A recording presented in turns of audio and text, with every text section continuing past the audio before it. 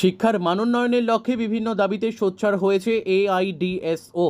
সোমবার বিদ্যালয় শিক্ষা অধিকর্তার কাছে ডেপুটেশন দেয় তারা।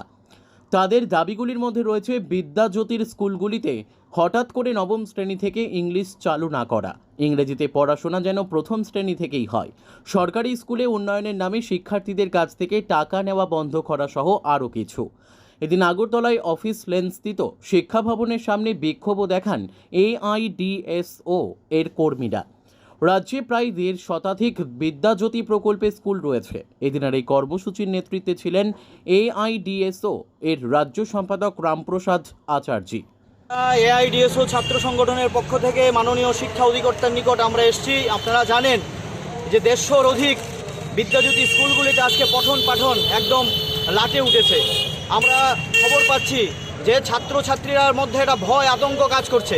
কি ব্যাপার আপনারা জানেন, সরকার আচমকা ঘোষণা দিয়েছে নবম শ্রেণী থেকে ইংরেজি মাধ্যমে পড়াশোনা করাতে হবে। এটা অত্যন্ত অবৈজ্ঞানিক এবং অপরিকল্পিত সিদ্ধান্ত, এবং হঠাৎ করে এরকম নবম শ্রেণী থেকে ইংরেজি মাধ্যমে পড়াশোনা যদি করে তাহলে শিক্ষার উন্নতি হবে না। আমরা দাবি করছি যদি অত্যন্ত গুরুত্ব সহকারে প্রথম শ্রেণী থেকেই ইংরেজিতে ভালো করে শিক্ষা দান দেওয়া উচিত এবং মাতৃভাষার মাধ্যমেই শিক্ষা দেওয়া হোক। কারণ এই যে হঠাৎ করে হঠকারী সিদ্ধান্ত, এর দ্বারা বেশিরভাগ ছেলেমেয়েরা আজকে অশান্তিতে ভুগছে। তারা ফিল করছে যে তারা 9 থেকে কিভাবে ইংরেজিতে পড়াশোনা করবে।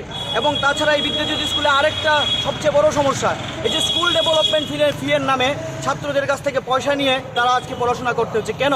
সরকারি স্কুলে আমরা প্রশ্ন করছি এটা কর্তৃপক্ষের নিকট এবং গভর্নমেন্টের নিকট, যে সরকারি স্কুলে কেন স্কুল ডেভেলপমেন্টের ফির টাকা ছাত্রদের দিতে হবে।